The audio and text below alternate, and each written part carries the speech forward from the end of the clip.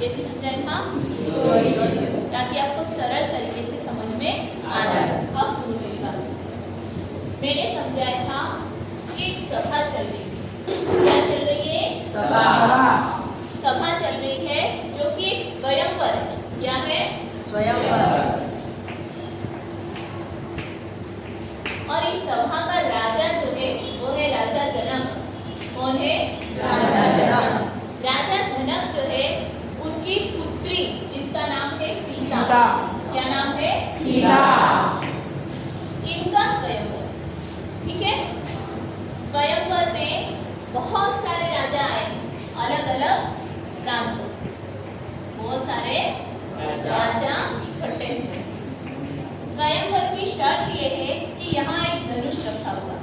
क्या रखा है? धनुष। इस धनुष को जो कोई भी उठाकर प्रत्यंचा इस पर चढ़ा देगा वही विवाह करेगा, उसी से विवाह करेगी सीता का। आ गई बात समझ में? तो यह जो सभा चल रही है इसमें से एक भी राजा उस धनुष को हिला तक नहीं पाता है। तभी वहां पर विश्वामित्र जी का प्रवेश होता है। किसका प्रवेश होता है? विश्वामित्र, जो कि गुरु है किसके? राम और लक्ष्मण जी। विश्वामित्र जी आते हैं राम और लक्ष्मण के साथ, और राम जो है इस धनुष को उठा भी लेते हैं, प्रत्यंचा भी चढ़ा देते हैं, परंतु उनके हाथ से वह धनुष क्या हो जाता है? भंग हो जाता है। और यह जो धनुष था यह था शिव धनुष, शिव जी का। और परशुराम जी जो है वह शिव के बहुत बड़े भक्त थे। जब उनको पता चलता है कि शिव धनुष टूट गया है तो वो बहुत ही क्रोधित हो जाते हैं और क्रोधित होकर उस सभा में प्रवेश करते हैं। तब यहाँ राम लक्ष्मण परशुराम संवाद आपका जो पाठ है वह प्रारंभ होता है, वार्तालाप चलता है। ऐसे तो यह बहुत बड़ा है परंतु यहाँ पर कुछ अंश भी लिया गया है।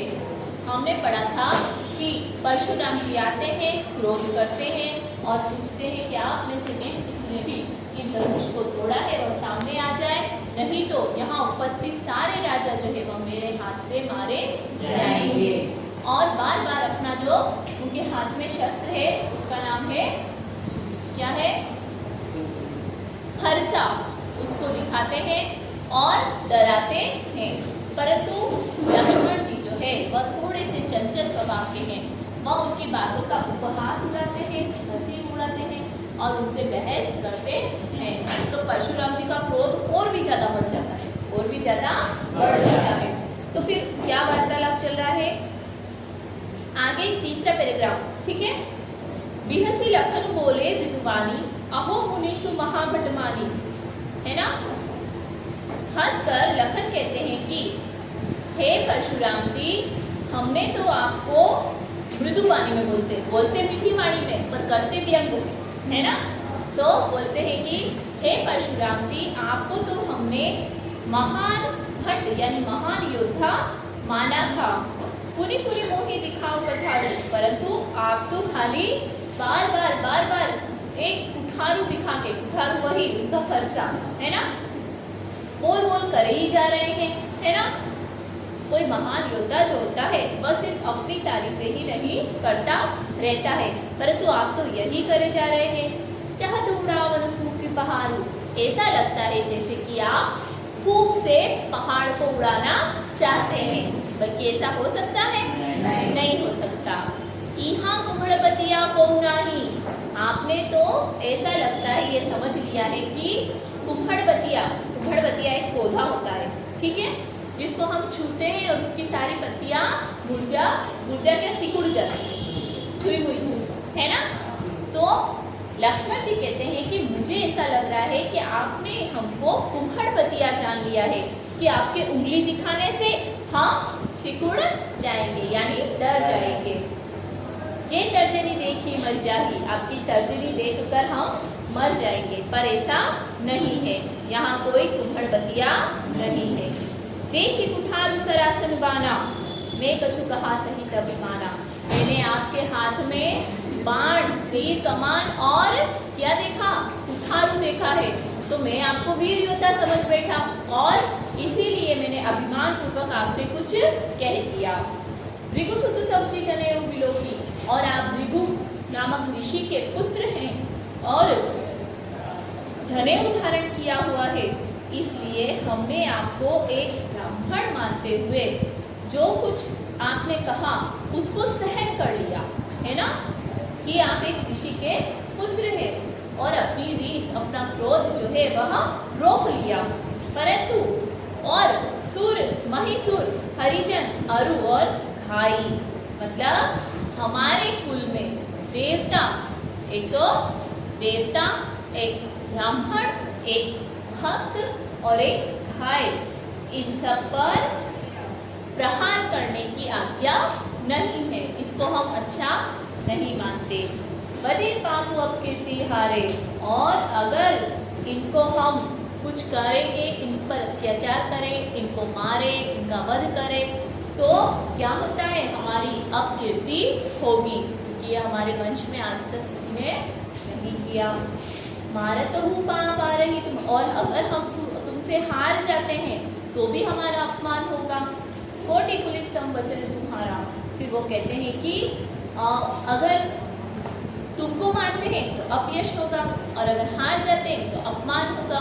तो इससे तो अच्छा है कि कोई बात नहीं, अगर हम आपके हाथों मारे भी जाए तो भी आपके चरणों में ही गिरेंगे।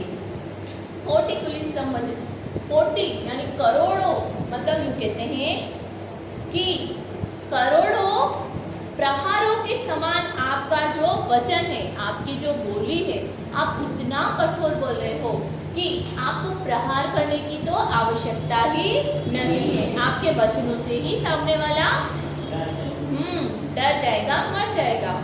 व्यर्थ धरऊ धनु बाण कुठारा, आपको तो यह बाण और कुठार यानी फरसा धारण करने की तो कोई आवश्यकता ही नहीं है। यह तो आपने व्यर्थ ही धारण कर रखा है। जो भी लोग की अनुचित कहे क्षमो महामुनि, हे महामुनि, हमने आपके शरीर पर बाण वगैरह देखकर, आपके हाथ में फरसा देखकर आपको वीर योद्धा समझ लिया, और इस भ्रमवश हमने आपको जो भी कहा हो इसके लिए हम क्षमा चाहते हैं। सुनी खरोश भृगुवंश मुनि बोले गिरा गंभीर, और उनके ये व्यंग सुनकर परशुराम जी को और भी ज्यादा क्रोध आ जाता है, और वह फिर आगे कहते हैं कि कौशिक सुनो मंद ये बालक, कुटिल काल बस निज कुल कालक, है कौशिक, है विश्वामित्र, सुनो, यह जो बालक है यह मुझे लगता है मंद बुद्धि का है, क्योंकि मेरे इतने वचनों के बाद भी और इतना रोकने के बाद भी यह अपने वचन पर पाबंदी नहीं लगा रहे, बोले ही जा रहा है। कुटिल काल बस निज कुल कालक, इसकी कुटिल बुद्धि जो है वह इसको, इसके कुल को नष्ट करने पर तुली हुई है।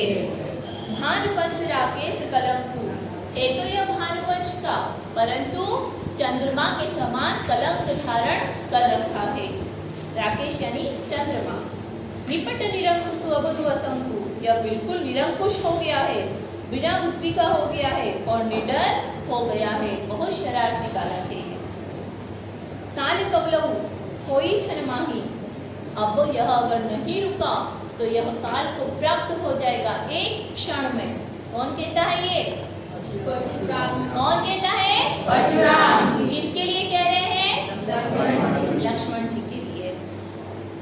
कहो पुकारी खोरी मोहि नाही, और अगर मैंने ऐसा किया, इसका वध किया, तो आप में से कोई भी पुकार कर खोरी यानी कोई भी दोष मत देना इसको मुझे। तुम हट कहू जो चरऊ उबारा, अगर तुम चाहो तो इसको हट कहू मतलब रोक लो, नहीं तो यह नहीं उबर पाएगा।